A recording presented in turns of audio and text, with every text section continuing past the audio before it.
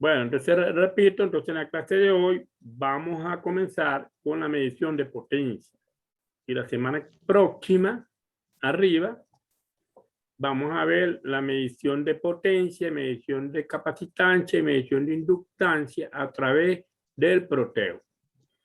Pero el día de hoy vamos a continuar con los ciclos de medición de esos parámetros que ya vimos en primer lugar, medición de capacitancia, luego vimos la medición de inductancia, que inclusive estuvimos viendo algunos puentes para medir tanto capacitancia como inductancia. Y hoy vamos a ver el caso de la medición de potencia. ¿Okay? Para tal efecto, vamos a mostrar esta presentación que tenemos por acá para terminar con el ciclo de medición de esos parámetros. ¿Okay? Entonces, ahí la tenemos. Ahí la tenemos. Tratar de colocarla en pantalla completa para que sea visualizada más fácilmente. Y podemos comenzar. Yo voy a pasar por el grupo, voy a pasar la referencia de esa clase. Perfecto, muchas gracias, te agradece. Sí, porque yo ayer casualmente necesitaba saber cómo resolver esas cosas, esos ejercicios. Y viendo mi galería vi que tenía el video grabado. Y eso era del grupo. Perfecto.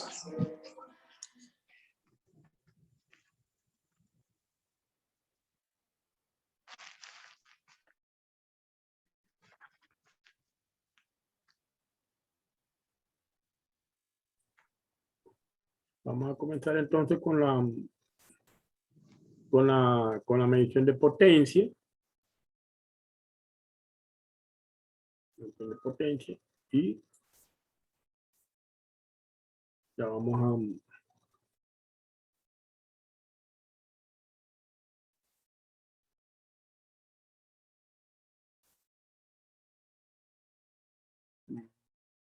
salir de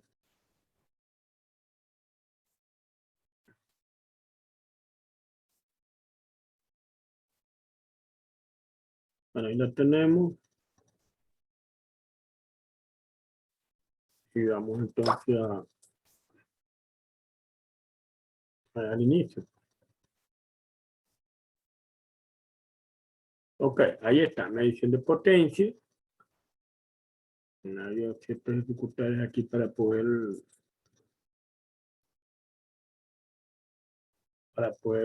mostrar la presentación. Sí, cae mucho, ahí está otra vez. Ahí está, ok.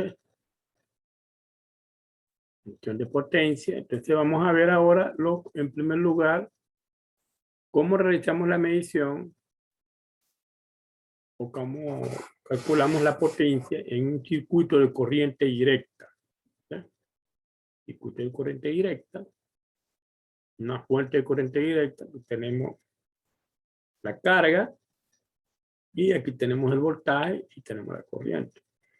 Como ya sabemos, la potencia no es más que el producto del voltaje o la corriente.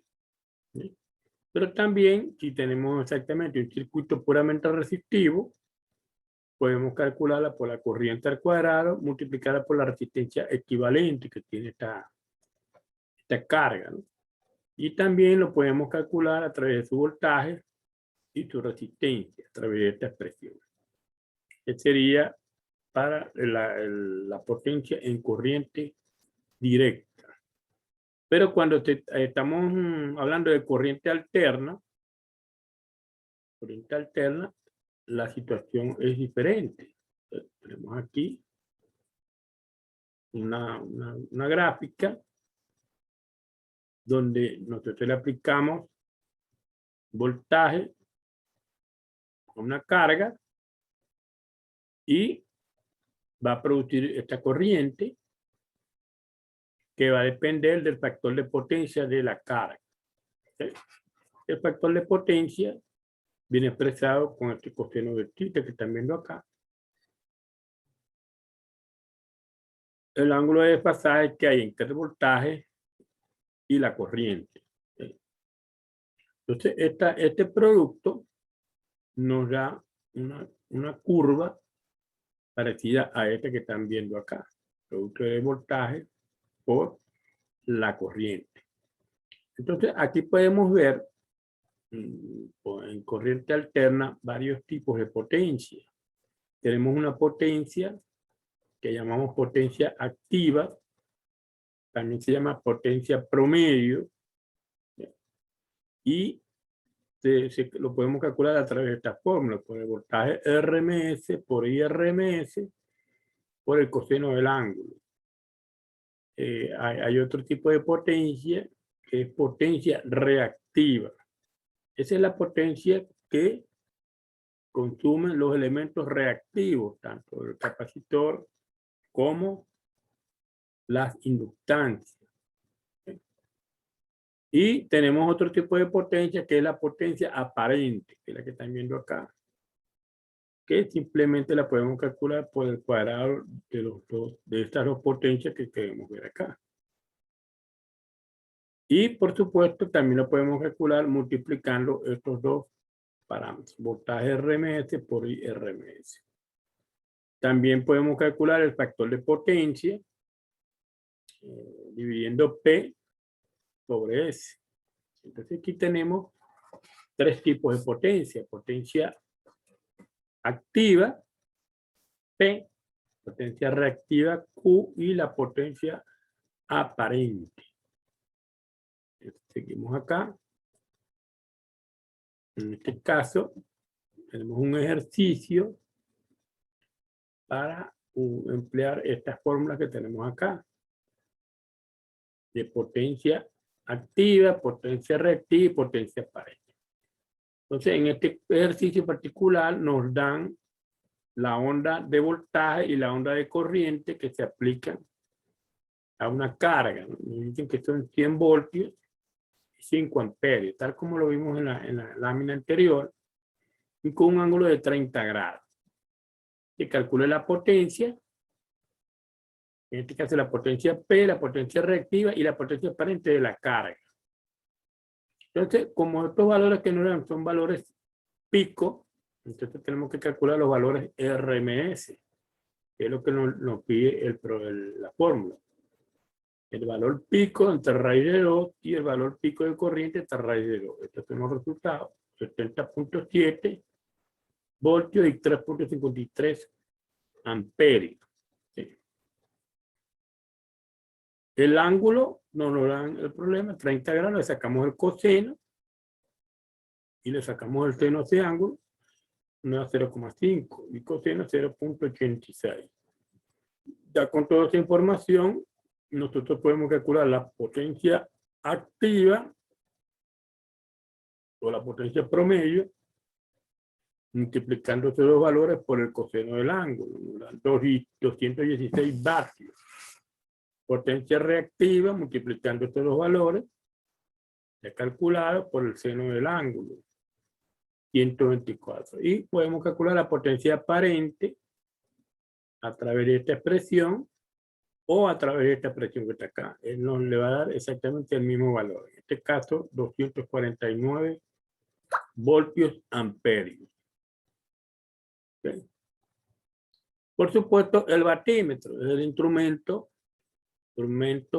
básico para medir la potencia. Entonces, este instrumento lo tenemos en versión analógica y también lo tenemos en la versión más moderna, en la versión digital. Este equipo cuenta de dos bobinas, una bobina de corriente y una bobina de voltaje, con la que se conecta el circuito para que nos dé la lectura correspondiente a los vatios que consume la carga. Esto lo vamos a ver en la lámina siguiente. Aquí tenemos la carga. Tenemos cómo se conecta el batímetro. Tenemos la bobina de corriente que se conecta en serie con el circuito. Y la bobina de potencial o de tensión se conecta en paralelo.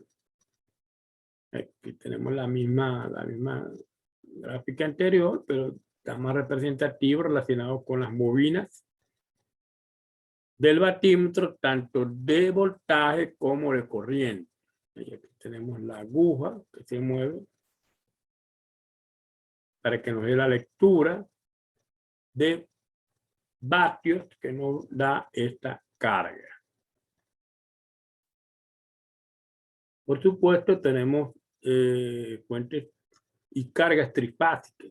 Ya que tenemos cargas trifásicas, tenemos una carga en estrella, tenemos cargas en el delta. En este caso, cargas resistivas, pero pueden ser cargas tanto inductivas como capacitivas. Por supuesto, las fuentes trifásicas también. Tenemos el caso de un motor de 208 voltios trifásico alimentado por esta fuente. La fuente está compuesta por un transformador 10-1, fuente principal 2080, y aquí sale 208 voltios. Esta sería la fuente de alimentación trifásica. Estas fuentes tienen los voltajes están desfasados entre sí 120 grados. Bueno, aquí tenemos una forma de conectar el batímetro para medir la potencia en una carga particular. En este caso, una carga en delta, la carga Z, impedancia. Entonces, tenemos colocado la bobina de potencial, que la tenemos en paralelo, y la bobina de corriente del batímetro en serie. Entonces aquí particularmente está midiendo la potencia de esta carga ZAC. Normalmente estos circuitos tienen las cargas iguales, este tipo de carga, las cargas por fase son iguales. Y nosotros al medir la potencia en una de las cargas, lo multiplicamos por 3 y nos va a dar la potencia que consume el sistema completo de cargas trifásicas. También podemos emplear 2 batímetros para calcular la potencia total de un sistema trifásico. Fíjense que aquí, en este caso, tenemos una carga trifásica, ya sea en estrella o en delta.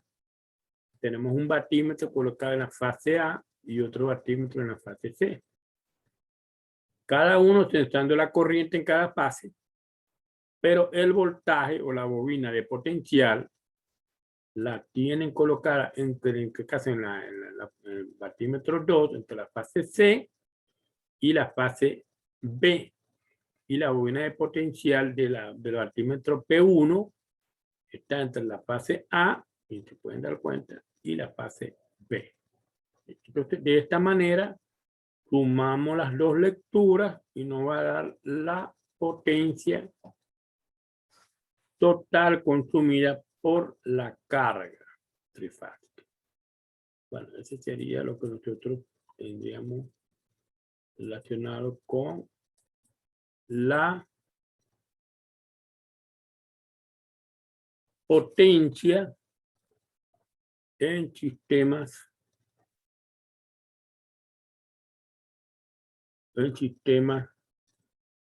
monofásicos, trifásicos, potencia en corriente alterna, como potencia en corriente directa, así como el instrumento que nosotros necesitamos para medir la potencia.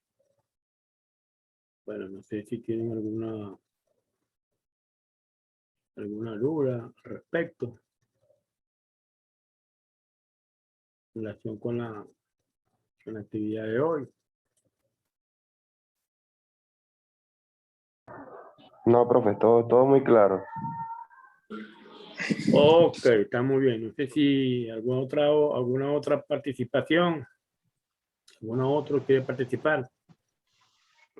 En el caso de que no me den el ángulo.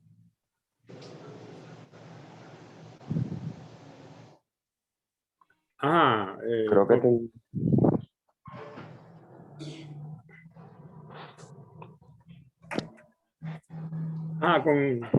la pregunta, por favor, que no se entendió bien Que en el caso de que no me den el ángulo. No, el ángulo, el ángulo o no te lo dan, o tienen que darte los parámetros para que puedas calcularlo. Pues. Porque, por ejemplo, en caso de la potencia, en el caso del ejercicio que nosotros vimos, piense que te dan los datos directamente. Pero puede ser que te den la potencia activa, la potencia reactiva y te pueden calcular el ángulo con los otros datos. Por supuesto, tienes que despejar en las fórmulas dadas el ángulo o el factor de potencia, en este caso el coseno del ángulo. Ujú. Ya, entiendo. Le digo porque en corriente directa es muy fácil calcular la potencia. Ya en corriente alterna se vuelve un poquito más complicado. Sí, por supuesto. Corriente alterna no hay ángulo porque simplemente las cargas son resistivas. Y en corriente alterna ya tienes elementos inductivos, elementos capacitivos y ya no son, son impedancias las que tú estás allí manejando. Es como el caso de los puentes de Wheaton. Pues primero tenemos el puente de Wheaton con pura resistencia y después tenemos el puente de impedancia que ya son impedancias, ya hay ángulos de por medio, una fuente de corriente alterna, entonces la situación cambia algo. Pero en realidad la ley de Ohm da para todo, da para corriente directa como corriente alterna. Entonces, ese es lo que tenemos. Tanto la ley de Ohm como la ley de Kirchhoff es aplicable para todos los circuitos, corriente alterna y corriente directa. Entonces, tenemos esas herramientas para poder calcular cualquier. Aunque la ley de Kirchhoff es la más práctica. Sí, por supuesto, pero depende del circuito que tenga. Porque en la ley de Ohm para calcular el voltaje y la corriente. Sí, efectivamente, así es. Entonces, la idea es la habilidad que tenga la persona para emplear cualquier técnica que se presente en el momento. De pronto, es más conveniente usar la técnica del equivalente Thevenin, porque necesitas exactamente una corriente de ese circuito particular. Entonces, tu cálculo de la salida.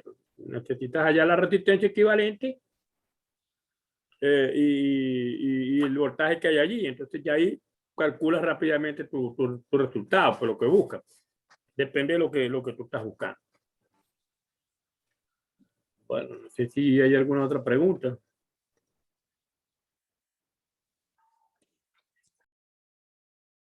Bueno, entonces vamos a dar por finalizada la clase del día de hoy. Los estudiantes recordarles que las actividades concluyen el día hoy, algunas, y el 10% y el 20% el 7%. Vamos a entregar las actividades que tengamos.